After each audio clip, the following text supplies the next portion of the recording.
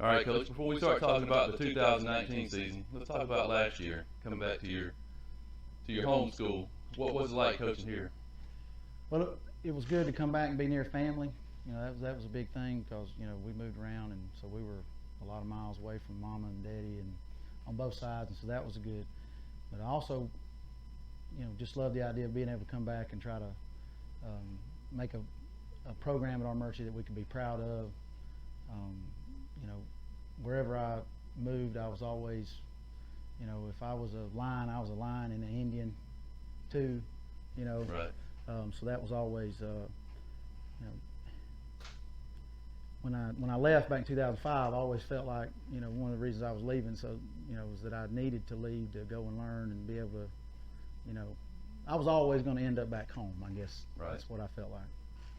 So I know a lot of people say 2-8 wasn't a great record, but there hasn't. But there hasn't been a better season here in about 9 years. Yeah. So 2-8. Yeah. Well, we won the first one and the last one, so I guess if you're only going to win two, that'd be. Yeah, it's kind of a weird stat, but you guys have the longest winning streak in 7AA right now coming into the season. You guys are the only team 1-0. Well, that's. I like that. That would say you can take statistics and make them whatever you want. So that's it. Yeah, that's right. So tell us about the 2019 season. What can the fans expect from the Indians this year when the season kicks off? Well, I think just the biggest thing is that hopefully we're a year into our culture change. That the things that we try to instill in our kids are more apparent than they have been. We want to be the toughest football team in Northwest Georgia, and there might be some people that laugh at that or whatever, but we have to be that.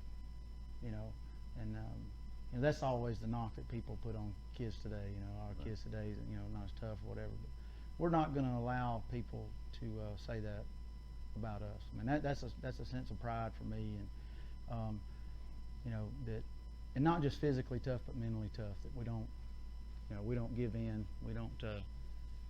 I use a fancy word. We don't acquiesce. We fight. I know there's a lot of coaches that don't like to name players on camera, because they don't want to single people out. But is there anybody that stepped up this summer that you've been impressed with?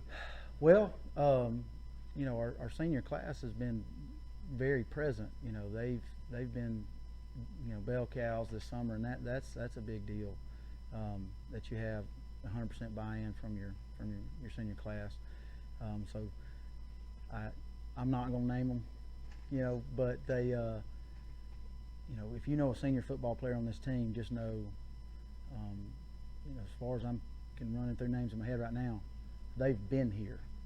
They've put in the time. They haven't, taken days off, and that's important. Right.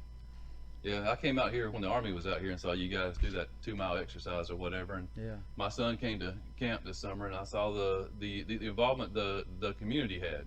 Mm-hmm. Is that important to you guys? Is that something that you feel? Yes. As a coach here? Yes. I make the joke that Armuchee is a Cherokee word for best community and school in Northwest Georgia. We have community involvement, and we've always had community involvement, whether things were good or bad. I mean, in every sport.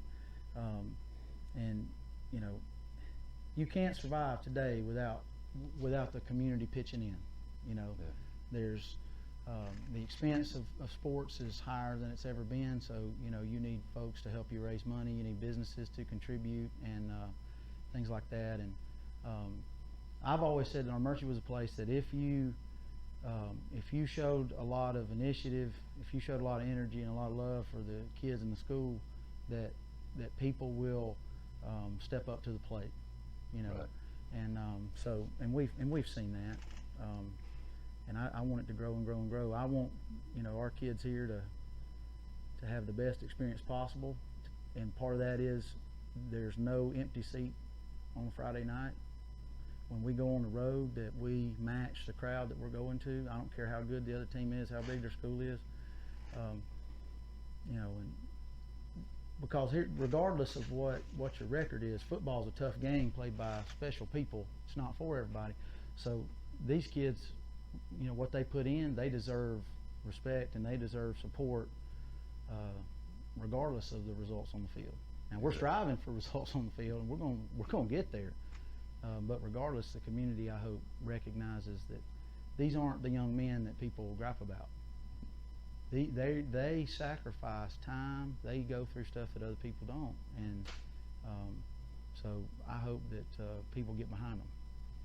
Yeah, I saw a tweet you had last night about raising equipment for the youth football program. Yes. Is there anything that people in the community can do to get involved in that? Or? Yes. If you have old football equipment from when, you know, a young man in your house played pee-wees or junior pee-wees or mites or whatever, you know, primarily we're looking for helmets and shoulder pads. We're going to have open donation day starting Thursday at 6 o'clock out here. You know, it's going to be a pretty cool day because that's the first day of school. We have pictures, and then our youth football team will be back here practicing too. And so we want people to, you know, stop by, you know, check out what's going on. But please bring, you know, that helmet that's sitting in the closet or those shoulder pads that your nephew had or whatever, because football, and I hate it that it's this way, but you know, football is an expensive game, and we don't want kids to not play because it's expensive. We want to. There's no point in throwing that stuff away. You know, right. Let us keep it, and you know, we'll inspect it, make sure it's up to date and safe, and if so, we're going to help kids out. Is there a place they can bring it if they're not able to come that yes, first day?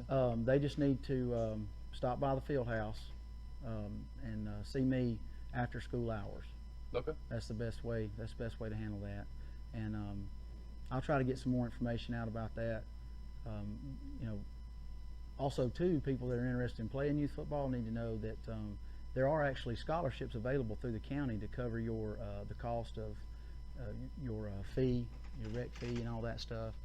And so who do they need to get in touch with about that? Just the rec department take care of that? Well, they need to, you know, if you're playing for us, you need to talk to Jason Stockton, Joseph Pethel, John Hagerich, John Lowry, Daniel Bray, the coaches of our teams, and they'll help you with that.